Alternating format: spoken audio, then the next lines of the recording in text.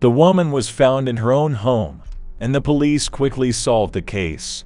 But what happened next looks more like a twisted detective movie than a real-life story. There are so many twists and shocks in this case that it is rightfully considered one of the most intriguing in history. Donna Brown was born on November 10, 1963 in Miami. The girl grew up in a friendly and large family. She had 2 younger sisters with whom she got along very well. When the girl was little, her parents divorced, and Donna stayed with her mother. Despite this, the father continued to take an active part in his daughter's life, and they remained close. After high school, Donna received a medical degree and got a job as an assistant surgeon at a local hospital. Her colleagues quickly fell in love with her, as the girl was responsible for her work and was also a kind and open person. Her life was going quite well, but for complete happiness, Donna wanted to start her own family. In the late 80s, she went on a date with a man named Mark Winger. Almost immediately, Donna realized that she had met her man. Mark was charming and intelligent. He worked as a nuclear engineer and dreamed of having a big family. They started dating and decided to get married in 1989, and soon after, Mark received a job offer at a nuclear facility in Springfield, Illinois. It was a big step up the career ladder for him, and he and Donnie decided to move. The couple settled in a good neighborhood, and soon after moving, the woman got a job at a local hospital. The only thing she and Mark needed to be completely happy were their children, but all their attempts were even. At some point, Donna found out that she was unable to get pregnant due to medical reasons, and it was a real blow to her. She and Mark both dreamed of having a big family. All the conditions in their lives were conducive to this, but fate decreed otherwise. Then the couple began to think about adoption, but all the time they postponed this serious step. It wasn't until 1995 that everything changed. A pregnant underage girl was admitted to the hospital where Donna worked. She wanted to give her child to a loving family, and Mark and Donna made the decision right away. In June, immediately after giving birth, they adopted a baby girl and named her Elizabeth Winger. The day they took her home coincided with the anniversary of their engagement. The couple and all the relatives were happy that they finally had a child. In August of the same year, Donna and her 3-month-old daughter went to Florida to her parents so that they could finally meet their granddaughter. The family had a great time, and sometime later, the woman returned home. It flew to the nearest airport, a 2-hour drive from Springfield. After that, I hired a taxi to my city through a special company. This trip greatly spoiled Donna's mood, as the driver behaved rather inadequately. All the way, he talked about how there are several personalities living in him, and they make him do all sorts of creepy things, like killing people. The men also constantly violated traffic rules and drove a car quite dangerously. When Donna got home, she told her husband about it, and he was furious. Mark called the driver's company and demanded that he be fired. It turned out that the drivers were 27-year-old Roger Carrington, and after a complaint, the management decided to suspend him from work. But it didn't end there. Over the next week, the Wingers' home phone received calls from an unknown man who refused to identify himself and asked Donnie to pick up the phone. She and her husband suspected that Roger was the caller, and the woman was worried about her safety. Given that the man knew their home address, she feared that Roger might harm her. On August 29, the Springfield Police Department received a wake-up call. Mark Winger, in a panic, said that a man had broken into their house and attacked Donna with a hammer. Shocked, the husband took his gun and shot the attacker. The officers arrived at the house, where a terrible sight awaited them. 2 bodies were lying on the floor, with Mark next to him, who was arriving in a panicked state. The police felt the faint pulse of 2 people on the floor and called an ambulance for them, trying to find out what had happened there. Mark could barely speak, but in the end, the detective managed to get an approximate picture of what happened. Mark said he was working out on a treadmill in the basement when he heard a noise upstairs. He went up to the first floor and saw that his 3-month-old daughter was lying on her parents' cot unattended. Going into another room, he saw an unknown man throwing himself with a hammer at his wife. Panicking, Mark grabbed his gun and shot the attacker before calling the police. While the officers waited for an ambulance, one of them took a wallet out of the attacker's jacket. There were documents in the name of Roger Carrington. The detective knew the man very well. Roger resided in a trailer park in Springfield and had a rich criminal history, mostly involving petty offenses. He also had mental disorders, and in general, the man was quite aggressive. Roger and Donna were taken to the hospital, where they died without regaining consciousness. Meanwhile, police officers were examining the crime scene, gathering evidence. Next to the bodies lay a hammer covered in blood. On the table was Mark's gun, as well as a pack of cigarettes and a paper cup of coffee. Mark told detectives that the killer had most likely brought the cigarettes and coffee. A hammer was from his toolbox. That day, the man had to hang some paintings, so he prepared it and left it in the living room. Roger's car was found near the Winger's house. Inside, detectives found a note. It showed Donna's home address, as well as Mark Winger's name, and the time 4:30 p.m. Detectives asked Mark if he knew the attacker. At first, the man replied in the negative, but when the police called his name, Mark realized with horror that the killer was the same driver. He told the detectives a story about their acquaintance with Roger, his strange behavior with Donna, and creepy calls to their home number. Investigators spoke to Donna's acquaintances and relatives who were aware of her concerns. The woman repeatedly complained to them that she was seriously afraid of Roger and was afraid that one day he might come to her house and take revenge, because after complaining to his superiors, the man lost his job. Dawn even wrote down all the details of her trip with Roger on a piece of paper in case she had to go to the police. The police also found this leaflet in their home. The investigation lasted 2 days, after which the case was closed. No charges were brought against Mark for shooting Roger, as his actions were classified as self-defense. The man continued to be in a state of shock. His relatives flew to Springfield to support him and help him, taking care of his daughter. Donna's relatives also helped him in every way. As the months passed, Mark was still taking the loss of his wife very hard, and his loved ones began to notice negative changes in his behavior. He began to drink frequently, although before these events he had almost never drunk alcohol. A man also frequented the local bar. His relatives tried to support him in every possible way and help him take care of the child, but eventually they all had to return to their hometowns. Donna's parents understood that it would be difficult for Mark to take care of their daughter and offered to find a nanny. The man ended up hiring a woman named Rebecca, who specialized in 24/7 child care, so she spent most of her time in their home. Rebecca took care of the girl and got along well with her. Mark gradually began to bounce back, stop drinking, and return to work.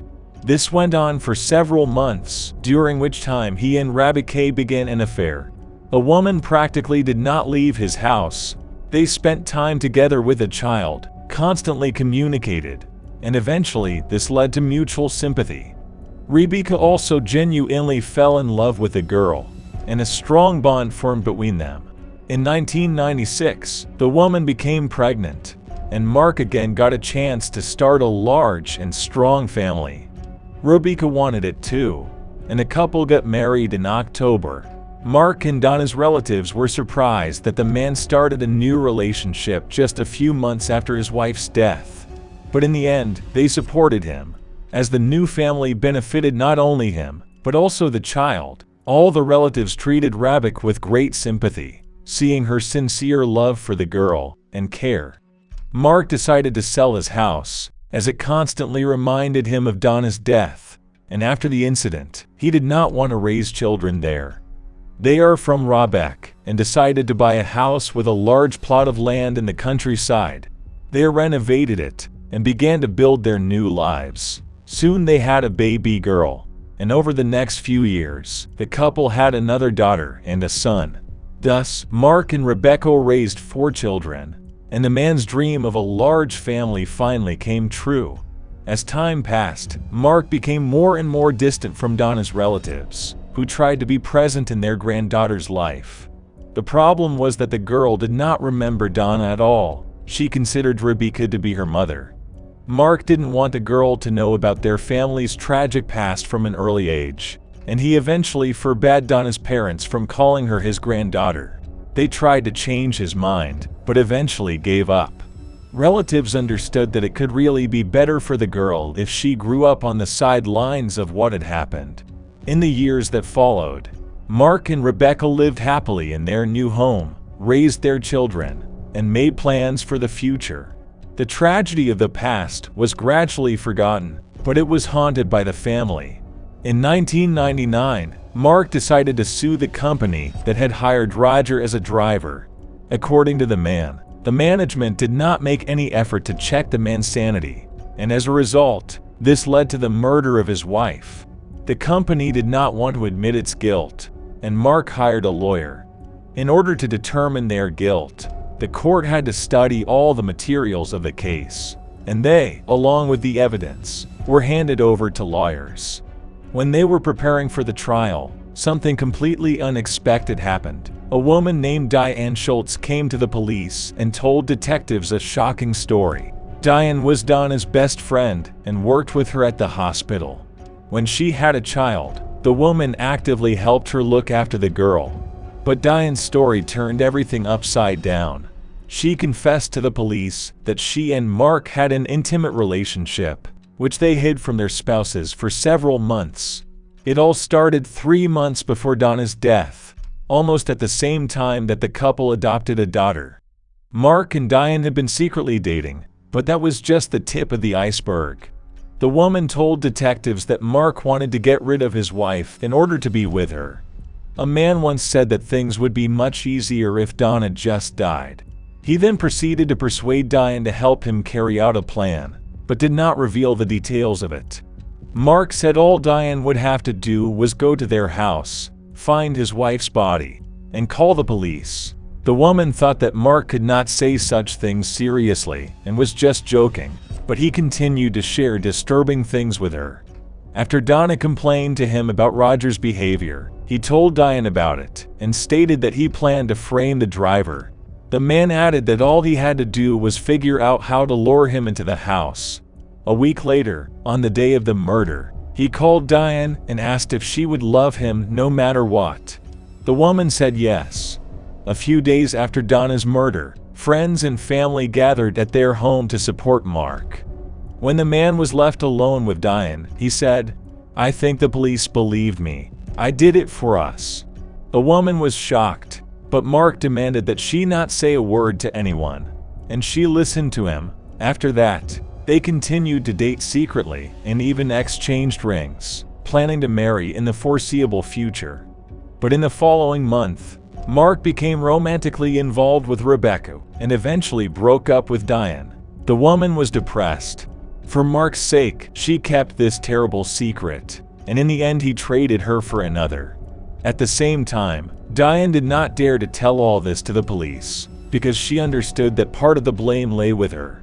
Over the next few years, the woman repeatedly tried to take her own life, and only after 3.5 years she overcame herself and went to the police station. The detectives were in complete shock. All this time, Mark was considered a victim, and even a hero who tried to save his beloved wife from a terrible killer. But Diane's story changed everything, and the police looked at the case from a completely different angle. The investigators decided to re-examine the evidence, but here they were in for an unpleasant surprise. All of them were handed over to lawyers who were preparing for the case of Mark against the carrier company. It took time to demand them back, but some of the materials of the case still remained at the police station. These were photos from the scene of the murder. The chief detective looked at them and realized with horror that they hadn't noticed obvious things all these years. In the immediate aftermath of the murder, the investigation was quickly dropped, as no one doubted Roger's guilt. But now, when the detective first picked up the pictures, he realized that the arrangement of the bodies was completely inconsistent with Mark's story. The man said that when he entered the room, Donna was lying on the floor, and the perpetrator was hitting her with a hammer from above. Then he shot him, and Roger fell next to the woman. But his body was lying in the opposite direction, and the man simply could not physically fall in that direction. The detective realized that Mark's story was a lie, and this caused him to rethink a whole series of moments that now made much more sense. First of all, no one ever figured out how Roger got into the house. There were no signs of a break-in, and Donna certainly wouldn't have opened the door for him. But if you remember the note inside Roger's car, everything falls into place. It had Mark's name and the time on it, which looked like a reminder of the meeting. Recalling Diane's story, the detective assumed that Mark had called Roger to their house and let him in, after which he had shot him. Secondly, a knife and several other items were found in Roger's car that he could have used to kill. But he did not take them with him, but used Mark's hammer, which the man took out of the closet that very day and left in plain sight. None of this sounded logical at all, assuming that Roger had come to their house with the intention of murder. Moreover, he left a pack of cigarettes and a paper cup of coffee on their desk. A very strange act on the part of a man who came there to kill. The detective overheard the recording of Mark's 911 call. Here again he was shocked. Mark told the cameraman that he shot the attacker once. Then, in the background, there was a man's unintelligible muttering, as if someone was trying to speak. Mark told the operator that his daughter was crying, and he needed to go to her, and then hung up. But there is no hint of a baby crying on the recording. The following scenario looked much more realistic. Mark did shoot Roger once. At the sound of the gunshot, Donna ran up, and her husband beat her to death with a hammer. After that, he called the police, and with a feigned panic, reported what had happened. Suddenly, Roger woke up and tried to say something, and the sounds were caught on the call recording. Mark lied that his daughter was crying, hung up, and shot Roger again. This version was confirmed by another fact that was completely ignored by the investigators. Mark's and Donna's neighbors said they heard 2 gunshots, but about 5 minutes passed between them. This was completely inconsistent with Mark's story, but completely fell under the more realistic version in which he was the killer. But that's not all. During the first investigation, which lasted only 2 days, the experts did not even examine the evidence. However, now that Mark has decided to sue the shipping company, they have hired lawyers and are going to win the case. The lawyers requested an independent examination of the clothes of all 3 participants in those events. The result spoke for itself. Splatters and traces of blood indicated that Mark's story had nothing to do with reality. According to him, Roger hit Donna with a hammer, but there was not a drop of her blood on his clothes, not even the tiniest ones. Mark's clothes, on the other hand, had plenty of his wife's blood. This directly indicated that he was the one who killed his wife. The police took evidence and liars and conducted their own analysis, which showed exactly the same result. As a result, the police resumed the investigation, only this time it was a double murder in which Mark became a suspect. His family was shocked. No one believed that the man was capable of such a brutal crime. Donna's relatives were skeptical about the suspicions against Mark until they heard what the detectives had unearthed. The only ones who insisted on Roger's innocence from the first days were his friends and family members. They were all aware of his easy criminal history, but did not believe that he was capable of murder. What's more, Roger's neighbor, with whom they were renting, initially gave the police important information that they had overlooked.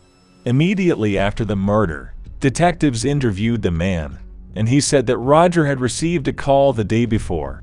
After hanging up the phone, he wrote down the address, Mark Winger's name, and the time on a piece of paper.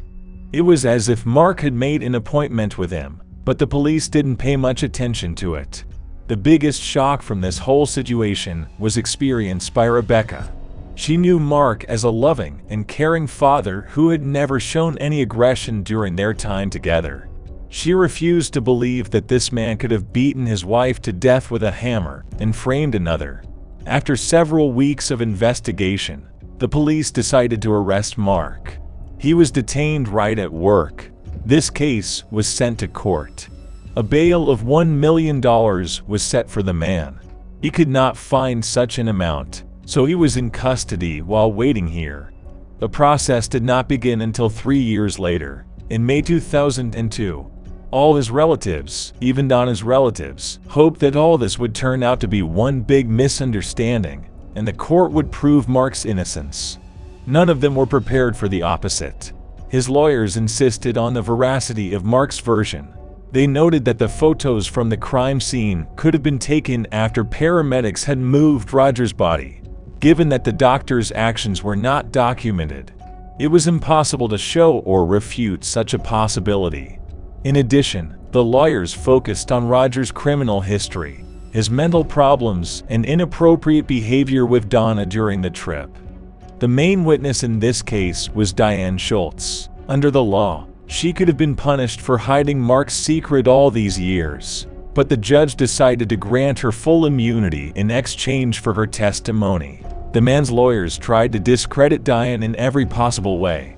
They pointed out that the woman had repeatedly tried to take her own life, which could indicate psychological problems. Lawyers also assumed that she made it all up out of jealousy, determined to take revenge on Mark. The prosecution insisted that the evidence and testimony of Diane unequivocally pointed to his guilt. As for the motive, here the answer lay in the story of the mistress. Mark had lost interest in Donna long before they adopted the child. He had a secret relationship with her best friend, but he couldn't divorce Donna. In that case, he would have to share an expensive house and other property with her. And this was not an option for Mark. After Roger dropped Donna off from the airport, Mark saw the perfect opportunity and decided to take action. As creepy as it sounds, the man was really lucky. He came across a man with a criminal record and mental disabilities who talked about voices in his head demanding that people be killed. After complaining to management, Roger lost his job. And that was the perfect motive. When the prosecution and the defense had laid all their cards on the table, all that remained was to wait for the jury's decision. Despite the overwhelming evidence against Mark, both his family and Donna's relatives still doubted his guilt. None of them could imagine a loving father and a respected member of society in the role of a murderer. However, the jury unanimously found him guilty of double murder, and as a result, Mark received a life sentence without the possibility of parole. Roger was posthumously acquitted. Rebecca couldn't believe that her husband had actually killed Donna. It took her a long time to dispassionately comprehend all the evidence of his guilt, until at last she came to terms with the idea that he was indeed the murderer. The chief detective has repeatedly apologized to Donna and Roger's families for the sloppiness of the initial investigation. He admitted his guilt in the fact that he took the most logical version of what happened, the only correct one, letting all the contradictions pass by his eyes. But the story doesn't end there. Even after the sentencing, many still had doubts about whether Mark had really done all this. But in 2006, those doubts were dispelled. In Mark's prison cell, they found 19 pages of handwritten text in which he hatched a plan to kill Diane and another person. Mark wanted to hire a hitman directly from prison, through other prisoners or people on the outside. The desire to kill Diane was understandable. He wanted revenge on the woman for revealing all his secrets to the police. The second person on the list was a man named Jeffrey, a friend of his since early childhood. Detectives quickly figured out the reason for this decision. Mark asked him for $1 million to pay bail, but his friend refused to provide such an amount. From these handwritten pages, it was clear that Mark wanted not only to kill the man, but also to get a handsome ransom for him beforehand. Why did he need money on a life sentence?